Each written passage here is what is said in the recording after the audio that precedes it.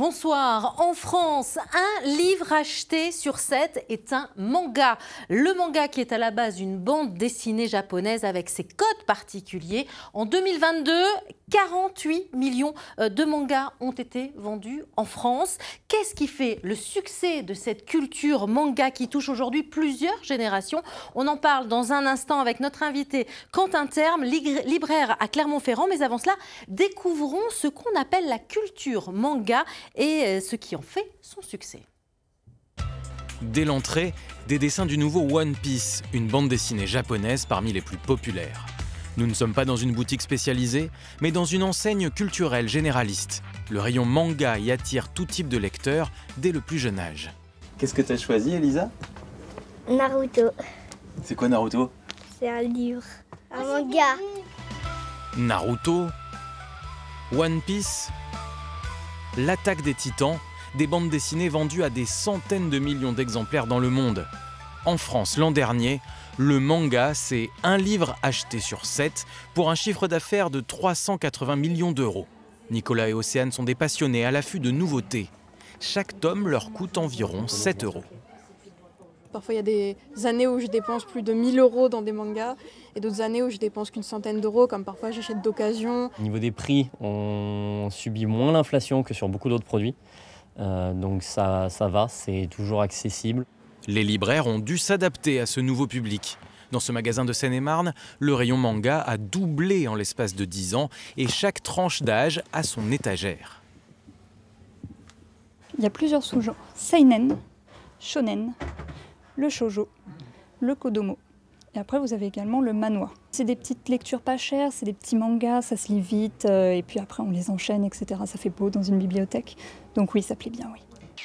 Pourtant, il y a 30 ans, ce n'était pas gagné. Quand le manga arrive en France, il suscite dans les médias méfiance et mépris. Une véritable usine d'images, vite dessinée, vite lue, de la BD jetable à un prix dérisoire. Elle touche les jeunes en mal d'humour corrosif, de sexe ou de violence. Bref, toujours plus. À l'époque, des dessins animés particulièrement violents donnent une mauvaise image de la culture japonaise. Dans l'esprit français, on dit le manga, c'est des jeunes garçons aux cheveux ébouriffés qui jettent des boules de feu. Alors qu'en fait, si on regarde les 900 autres séries, les styles sont super variés. On peut avoir des mangas de cuisine, on peut avoir des mangas de sport, on peut avoir des mangas de romance, des mangas de science-fiction, des mangas de polar. Aujourd'hui, le manga, c'est toute une culture. BD, musique, cosplay, cet art de se costumer dans des rassemblements géants comme la Japan Expo. Alors forcément, des artistes français s'y sont mis à leur tour. Z est un jeune Parisien, fan de Dragon Ball et dessinateur autodidacte. Bonjour, bonjour. Il se destinait à devenir ingénieur, mais un concours de dessin pour un éditeur français, il y a 10 ans, en a décidé autrement. À la fin de ce tome 1, il y avait un concours de création de personnages. Et je me suis dit, tiens, je vais participer, ça va être l'occasion. Et pour le tome 2, il y a eu les résultats. Les 6 gagnants, ils avaient leurs dessins publiés. Et grand gagnant, il se trouve que c'était moi. Z se lance à corps perdu. Il devient mangaka, autrement dit auteur de manga. Ses références culturelles sont françaises, mais le dessin très japonais. Concernant le style graphique, c'est pas là forcément où on va sentir le plus la French Touch. Parce que voilà, moi et d'autres potes, on est une génération d'auteurs qui avons baigné plus dans les mangas que dans le franco-belge, contrairement à la génération d'avant où c'était le tout début du manga. Les publications tricolores sont d'ailleurs de plus en plus nombreuses.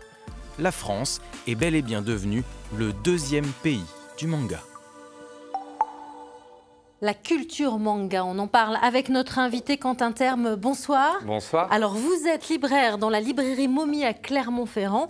Lorsque l'on ne connaît pas du tout l'univers du manga, qu'est-ce qui fait son succès par rapport à une bande dessinée classique que l'on connaît peut-être un peu mieux? Je pense qu'il y a plein de petits facteurs qui font le succès du manga. Il y a la diversité déjà des sujets. On peut avoir du manga de sport, du manga sur l'alpinisme, du manga sur la cuisine, etc., etc. Mais aussi des choses d'action, de la romance ou autre. C'est aussi un média qui est très en vogue, le manga actuellement, qui est relayé sur les réseaux sociaux. Les jeunes en parlent. C'est quelque chose de très hype, donc ça fonctionne fonctionne bien. Alors c'est un peu perturbant au départ, ça ne se lit pas du tout comme une BD classique. Alors, ça ne se lit en effet pas du tout comme une BD classique, même si c'est juste un changement de sens de lecture. Après, la vraie différence, c'est que le manga sort beaucoup plus rapidement que la BD classique. Donc on en a plus, c'est ça? On en a Dans plus. Une BD classique, il faut attendre des fois un an et demi, voire plus. Un an et demi, voire plus, tandis que le manga, on va avoir normalement quasiment un tome tous les 2 mois, 3 mois, voire moins des fois. On a cette image d'un public jeune, c'est encore le cas aujourd'hui. Vous qui êtes une librairie spécialisée justement dans le manga, quel est votre public? Eh ben, notre public, il est très varié. On va justement du primo-lecteur qui a envie de découvrir le manga parce qu'il en a entendu parler à l'école, par les copains, etc., aux parents qui lisaient du manga quand il était jeune et qui est devenu adulte, qui a des enfants, à même des fois des grands-parents, parce que les petits-enfants font lire les grands-parents. Un univers de collectionneurs aussi, ces mangas. C'est pour ça d'ailleurs qu'on a beaucoup de mangas papier? Alors c'est un univers de collectionneurs. En effet, il y a beaucoup d'éditions collector qui sortent. Et puis surtout, il y a ce plaisir pour les fans de manga d'avoir la série qu'ils adorent et qui peuvent lire des fois un petit peu avant en scan ou autre sur Internet de manière pas très légale des fois. Mais ils ont ce côté, j'ai envie d'avoir ma collection. Alors c'est assez surprenant, mais il y a beaucoup d'auteurs français. Il y a beaucoup d'auteurs français. Publication en France, auteurs français? Alors, publication en France, auteurs français, c'est le cas de l'auteur de Silence, dont je vous parlerai un petit peu après en manga. Oui, c'est des auteurs du coup qui sont publiés en France. Il y a même des auteurs, des fois, qui sont publiés en France, qui peuvent arriver à se retrouver édités au Japon, comme c'est le cas de Tony Valente, par exemple, pour Alliance. Et en Auvergne, on a aussi des auteurs? En Auvergne, on a des auteurs manga. On a des gens qui ont été édités. On a par exemple Zéliane, qui était chez Pika, qui a été en nomination à Angoulême, ce qui n'est pas rien. Alors, il y a aussi une plateforme Webtoon. Ça permet justement de lire ces mangas. En fait, le Webtoon, c'est une autre, on va dire, direction du manga. C'est quelque chose, à la base, même de plutôt coréen. C'est du dématérialisé, c'est fait pour être lu sur du smartphone. Et ça touche aussi toute une partie du lectorat qui, à la base, ne lisait pas de manga. Alors, la culture manga qui explose également grâce au cosplay et à ces conventions. On va voir quelques images, et notamment même à Clermont-Ferrand, on a une convention. Même à Clermont-Ferrand, où on a une convention où on n'a pas à rougir, parce que c'est une grosse convention qui se déroule à chaque fois en mars, du coup, qui est la Clermont Geek Convention. Oui. Alors, vous nous avez apporté 3 ouvrages pour ceux et celles qui n'auraient jamais lu de manga. Par exemple, celui-ci, Le Sommet des Dieux. Le Sommet des Dieux, on va être sur des gens qui ont envie de découvrir le manga, mais qui, on va dire, ont un certain âge et ont envie d'avoir de la tranche de vie. On va suivre une enquête en milieu montagnard au niveau de l'Everest. Donc là, c'est déjà un beau livre donc ce n'est que du dessin dedans, ce n'est que du... Ce n'est comme de la BD en fait. Ouais. Le manga, c'est rien d'autre que de la BD avec des codes un petit peu différents. Une autre sélection. Donc Silence, qui est du manga français, où du coup les codes changent un petit peu parce qu'on le fait justement avec notre touch un peu française. Dessus, on va suivre l'histoire d'un jeune héros dans un monde où il ne faut pas parler.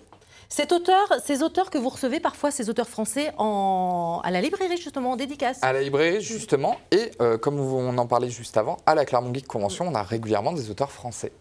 Et puis un petit dernier, et ça, celui-ci. Le dernier, c'est le chouchou, parce que ça peut plaire à tout type de personnes, c'est vraiment pour toute la famille. On va être sur un manga d'enquête avec un petit peu de pouvoir fantastique qui va se passer dans une sorte de monde un peu en guerre froide.